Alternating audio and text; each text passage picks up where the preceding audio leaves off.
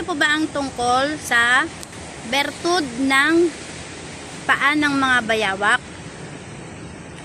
Ito ay nagbibigay lakas, liksi at tapang.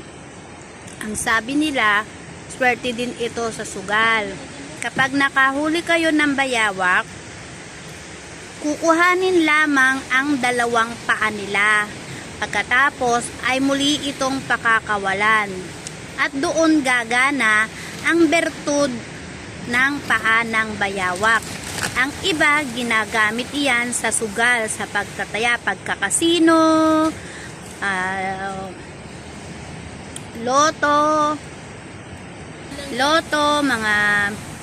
yung mga nagsusugal sa sabong, yan, or tong-its, yan po, kilalang kilala po ang sa larangan ng spiritual, pagtaya ang paa ng bayawak. Ano po itong yung sagad? Hindi, hanggang parang kumbaga doon sa may ano ng bukong, parang sa paa ng manok na nun.